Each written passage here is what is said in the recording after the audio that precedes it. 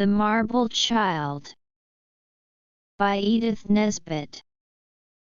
All over the pavement of the church spread the exaggerated cross-hatching of the old pew's oak, a Smithfield market of intersecting lines such as children made with cards in the old days when kings and knaves had fat legs bulging above their serviceable feet, and queens had skirts to their gowns and were not cut across their royal middles by mirrors reflecting only the bedizened torso of them and the charge heart, trefoil, or the like in the right-hand top corner of the oblong that framed them.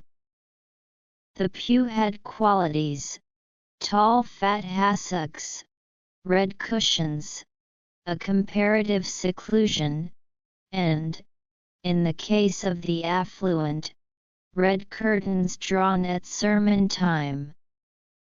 The child, wearied by the spectacle of a plump divine, in black gown and Geneva bands, thumping the pulpit cushions in the madness of incomprehensible oratory, surrendered his ears to the noise of intonations which, in his own treble, would have earned the reprimand, naughty temper. His eyes, however, were, through some oversight of the gods of his universe, still his own. They found their own pasture, not, to be sure, the argent and sable of gown and bands, still less the gules of flushed denunciatory gills. There is fair pasture in an old church which, when Norman work was broken down, men loved and built again as from the heart, with pillars and arches, which, to their rude time, symbolized all that the heart desires to materialize, in symbolic stone. The fretted tombs where the effigies of warrior and priest lay lifelike in dead marble, the fretted canopies that brooded above their rest. Tall pillars like the trunks of the pine woods that smelt so sweet, the marvel of the timbered roof turned upside down, it would be like a ship. And what could be easier than to turn it upside down? Imagination shrank bashfully from the pulpit already tightly tenanted, but the trifarium was plainly and beautifully empty. There one could walk, squeezing happily through the deep thin arches and treading carefully by the unguarded narrow ledge. Only if one played too long in the roof ants nudged, and urgent whispers insisted that one must not look about like that in church. When this moment came, it came always as a crisis foreseen, half dreaded, half longed for. After that the child kept his eyes lowered, and looked only at the faded red hassocks from which the straw bulged, and in brief, guarded, intimate moments, at the other child. The other child was kneeling, always, whether the congregation knelt or stood or sat. Its hands were clasped. Its face was raised, but its back bowed under a weight, the weight of the font, for the other child was of marble and knelt always in the church, Sundays and weekdays. There had been once 3 marble figures holding up the shallow basin, but 2 had crumbled or been broken away, and now it seemed that the whole weight of the superimposed marble rested on those slender shoulders. The child who was not marble was sorry for the other. He must be very tired. The child who was not marble, his name was Ernest, that child of weary eyes and bored brain, pitied the marble boy while he envied him. "I suppose he doesn't really feel, if he's stone," he said. "That's what they mean by the stony-hearted tyrant. But if he does feel, how jolly it would be if he could come out and sit in my pew, or if I could creep under the font beside him. If he would move a little, there would be just room for me." The first time that Ernest ever saw the marble child move was on the hottest Sunday in the year. The walk across the fields had been a breathless penance. The ground burned the soles of Ernest's feet as red-hot plowshares the feet of the saints. The corn was cut, and stood in stiff yellow stooks, and the shadows were very black. The sky was light, except in the west beyond the pine trees, where blue-black clouds were piled. "Like witches' feather beds," said Aunt Harriet, shaking out the folds of her lace shawl. "Not before the child, dear," whispered Aunt Emmeline. Ernest heard her, of course. It was always like that. As soon as anyone spoke about anything interesting, Aunt Emmeline intervened. Ernest walked along very melancholy in his starched frill. The dust had whitened his strapped shoes, and there was a wrinkle in one of his white socks. "Pull it up, child, pull it up," said Aunt Jessie, and shielded from the world by the vast silk-veiled crinolines of 3 full-sized aunts, he pulled it up. On the way to church, and indeed, in all walks abroad, you held the hand of an aunt. The circumferent crinolines made the holding in arm's length business very tiring. Ernest was always glad when, in the porch, the hand was dropped. It was just as the porch was reached that the first lonely roll of thunder broke over the hills. "I knew it," said Aunt Jessie, in triumph, "but you would wear your blue silk." There was no more thunder till after the second lesson, which was hardly ever as interesting as the first, Ernest thought. The marble child looked more tired than usual, and Ernest lost himself in a dream game where both of them got out from prison and played hide and seek among the tombstones. Then the thunder cracked deafeningly right over the church. Ernest forgot to stand up, and even the clergyman waited till it died away.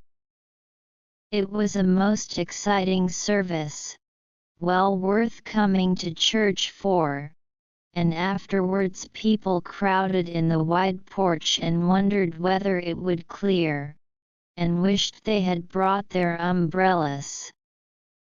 Some went back and sat in their pews till the servants should have had time to go home and return with umbrellas and cloaks.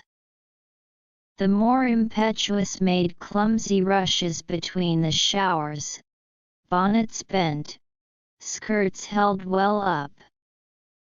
Many a Sunday dress was ruined that day, many a bonnet fell from best to second best. And it was when Aunt Jessie whispered to him to sit still and be a good boy and learn a hymn, that he looked to the marble child with, "Isn't it a shame?" in his heart and his eyes, and the marble child looked back, "Never mind, it will soon be over," and held out its marble hands.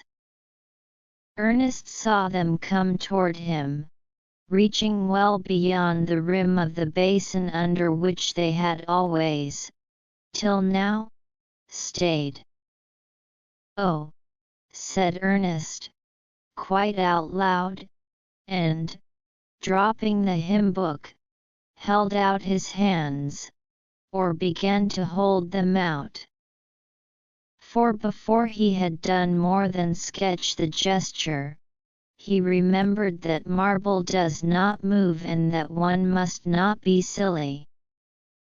All the same, marble had moved. Also Ernest had spoken out loud in church. Unspeakable disgrace. He was taken home in conscious ignominy, treading in all the puddles to distract his mind from his condition. He was put to bed early, as a punishment, instead of sitting up and learning his catechism under the charge of one of the maids while the aunts went to evening church. This, while it was terrible to Ernest, was in the nature of a reprieve to the housemaid, who found means to modify her own consequent loneliness. Faraway whispers and laughs from the back or kitchen windows assured Ernest that the front or polite side of the house was unguarded. He got up, simulated the appearance of the completely dressed, and went down the carpeted stairs, through the rosewood-furnished drawing-room, rose-scented and still as a deathbed, and so out through the French windows to the lawn, where already the beginnings of dew lay softly. His going out had no definite aim. It was simply an act of rebellion such as, secure from observation, the timid may achieve, a demonstration akin to putting the tongue out behind people's backs. Having got himself out on the lawn, he made haste to hide in the shrubbery, disheartened by a baffling consciousness of the futility of safe revenges. What is the tongue put out behind the back of the enemy without the applause of some admirer? The red rays of the setting sun made splendor in the dripping shrubbery. "I wish I hadn't," said Ernest. But it seemed silly to go back now, just to go out and to go back. So he went farther into the shrubbery and got out at the other side where the shrubbery slopes down into the wood, and it was nearly dark there, so nearly that the child felt more alone than ever. And then quite suddenly he was not alone. Hands parted the hazels and a face he knew looked out from between them. He knew the face, and yet the child he saw was not any of the children he knew. "Well," said the child with the face he knew, "I've been watching you. What did you come out for?" "I was put to bed." "Do you not like it?" "Not when it's for punishment." "If you'll go back now," said the strange child, "I'll come and play with you after you're asleep." "You daren't." "Suppose the ants catch you?" "They won't," said the child, shaking its head and laughing. "I'll race you to the house." Ernest ran. He won the race. For the other child was not there at all when he reached the house. "How odd," he said. But he was tired and there was thunder again and it was beginning to rain, large spots as big as pennies on the step of the French window. So he went back to bed, too sleepy to worry about the question of where he had seen the child before, and only a little disappointed because his revenge had been so brief and inadequate. Then he fell asleep and dreamed that the marble child had crept out from under the font, and that he and it were playing hide and seek among the pews in the gallery at church. It was a delightful dream and lasted all night, and when he woke he knew that the child he had seen in the wood in yesterday's last light was the marble child from the church. This did not surprise him as much as it would surprise you. The world where children live is so full of amazing and incredible-looking things that turn out to be quite real. And if Lot's wife could be turned into a pillar of salt, why should not a marble child turn into a real one? It was all quite plain to Ernest, but he did not tell anyone, because he had a feeling that it might not be easy to make it plain to them. "That child doesn't look quite the thing," said Aunt Emmeline at breakfast. "A dose of Gregory's, I think, at 11. Ernest's morning was blighted. "Did you ever take Gregory's powder? It is worse than quinine, worse than senna, worse than anything except castor oil." But Ernest had to take it in raspberry jam. "And don't make such faces," said Aunt Emmeline, rinsing the spoon at the pantry sink. "You know it's all for your own good." As if the thought that it is for one's own good ever kept anyone from making faces.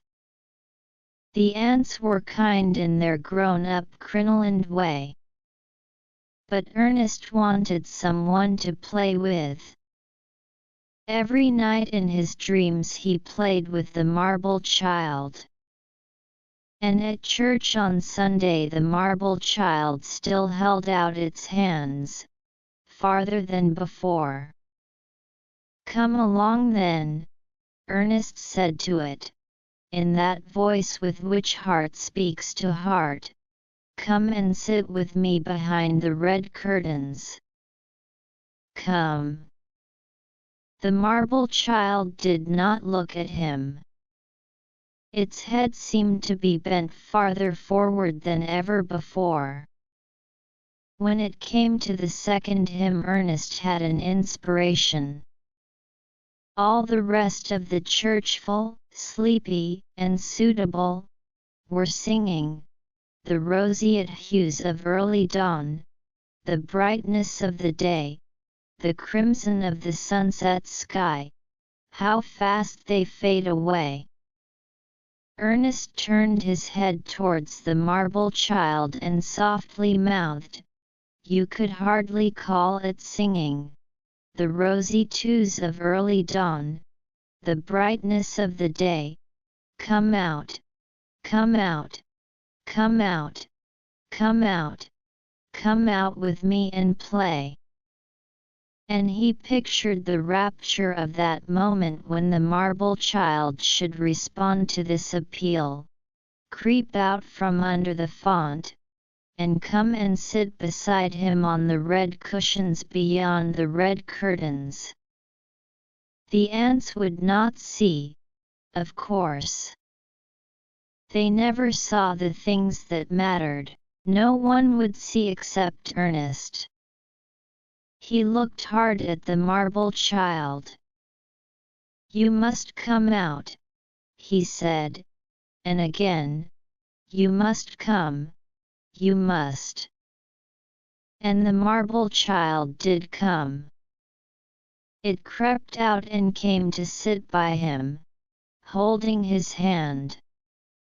It was a cold hand certainly, but it did not feel like marble. And the next thing he knew, an ant was shaking him and whispering with fierceness tempered by reverence for the sacred edifice, "Wake up, Ernest! How can you be so naughty?" And the marble child was back in its place under the font. When Ernest looks back on that summer, it seems to have thundered every time he went to church. But of course this cannot really have been the case. But it was certainly a very lowering purple-skied day which saw him stealthily start on the adventure of his little life. He was weary of ants. They were kind yet just. They told him so and he believed them. But their justice was exactly like other people's nagging, and their kindness he did not want at all. He wanted someone to play with. "May we walk up to the churchyard?" was a request at first received graciously as showing a serious spirit. But its reiteration was considered morbid, and his walks took the more dusty direction of the county asylum. His longing for the only child he knew, the marble child, exacerbated by denial, drove him to rebellion. He would run away. He would live with the marble child in the big church porch. They would eat berries from the wood nearby, just as children did in books, and hide there when people came to church. So he watched his opportunity and went quietly out through the French window, skirted the side of the house where all the windows were blank because of the old window tax, took the narrow strip of lawn at a breathless run, and found safe cover among the rhododendrons. The church door was locked, of course, but he knew where there was a broken pane in the vestry window, and his eye had marked the lopsided tombstone underneath it. By climbing upon that and getting a knee in the carved water spout he did it, got his hand through, turned the catch of the window, and fell through upon the dusty table of the vestry. The door was ajar and he passed into the empty church. It seemed very large and grey now that he had it to himself. His feet made a loud echoing noise that was disconcerting. He had meant to call out, "Here I am." But in the face of these echoes he could not. He found the marble child, its head bent more than ever, its hands reaching out quite beyond the edge of the font, and when he was quite close he whispered, "Here I am. Come and play." But his voice trembled a little. The marble child was so plainly marble. And yet it had not always been marble. He was not sure. Yet. "I am sure," he said. "You did talk to me in the shrubbery, didn't you?" But the marble child did not move or speak. "You did come and hold my hand last Sunday," he said, a little louder. And only the empty echoes answered him. "Come out," he said then, almost afraid now of the church's insistent silence. "I've come to live with you altogether. Come out of your marble, do come out." He reached up to stroke the marble cheek. A sound thrilled him, a loud everyday sound. The big key turning in the lock of the south door. The ants. "Now they'll take me back," said Ernest. "You might have come." But it was not the ants. It was the old pew opener, come to scrub the chancel. She came slowly in with pail and brush. The pail slopped a little water onto the floor close to Ernest as she passed him, not seeing. Then the marble child moved, turned toward Ernest with speaking lips and eyes that saw. "You can stay with me forever if you like," it said, "but you'll have to see things happen." "I have seen things happen." "What sort of things?" Ernest asked. "Terrible things." "What things shall I have to see?" "Her." The marble child moved a free arm to point to the old woman on the chancel steps, "and your aunt who will be here presently, looking for you. Do you hear the thunder? Presently the lightning will strike the church. It won't hurt us, but it will fall on them." Ernest remembered in a flash how kind Aunt Emmeline had been when he was ill, how Aunt Jessie had given him his chessmen, and Aunt Harriet had taught him how to make paper rosettes for picture frames. "I must go and tell them," he said. "If you go, you'll never see me again," said the marble child, and put its arms round his neck. "Can't I come back to you when I've told them?" Ernest asked, returning the embrace. "There will be no coming back," said the marble child. "But I want you. I love you best of everybody in the world," Ernest said. "I know." "I'll stay with you," said Ernest. The marble child said nothing. "But if I don't tell them I shall be the same as a murderer," Ernest whispered. "Oh!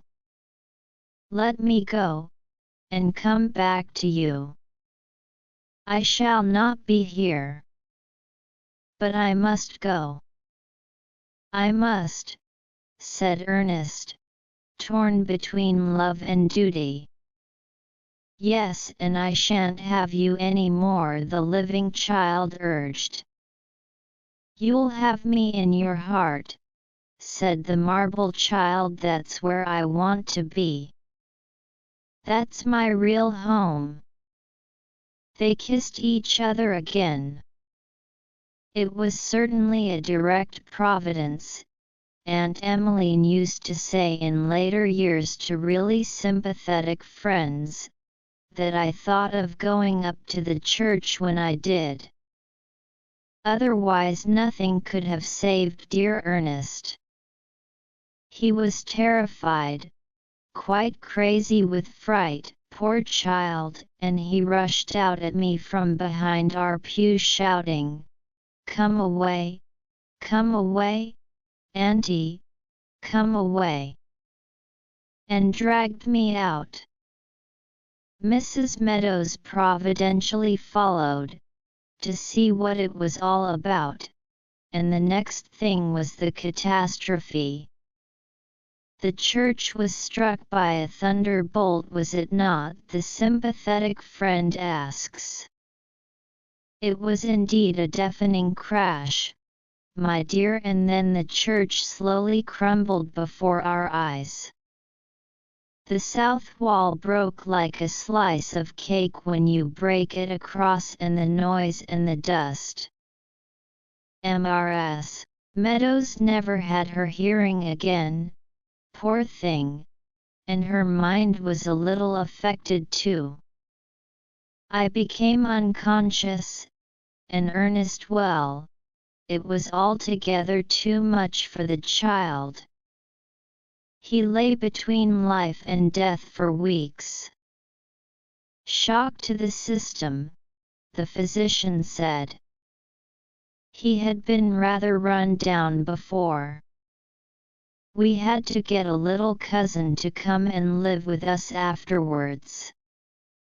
The physicians said that he required young society. It must indeed have been a shock, says the sympathetic friend, who knows there is more to come. His intellect was quite changed, my dear, Aunt Emmeline resumes. On regaining consciousness he demanded the marble child. Cried and raved, my dear, always about the marble child.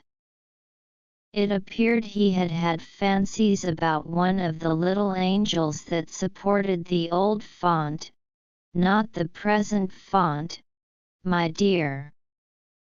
We presented that as a token of gratitude to Providence for our escape. Of course we checked his fancifulness as well as we could, but it lasted quite a long time. What became of the little marble angel, the friend inquires as in friendship bound. Crushed to powder, dear, in the awful wreck of the church. Not a trace of it could be found. And poor Mrs. Meadows. So dreadful those delusions. What form did her delusions take? The friend, anxious to be done with the old story, hastily asks. Well, she always declared that 2 children ran out to warn me and that one of them was very unusual looking. It wasn't no flesh and blood, ma'am, she used to say in her ungrammatical way, it was a little angel a-taking care of Master Ernest. It 'ad old of his end. And I say it was his garden angel, and its face was as bright as a lily in the Sunday. The friend glances at the India cabinet, and Aunt Emmeline rises and unlocks it.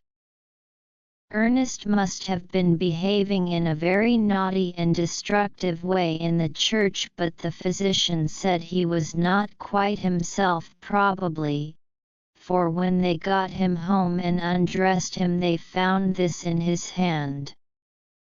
Then the sympathizing friend polishes her glasses and looks, not for the first time, at the relic from the drawer of the India cabinet.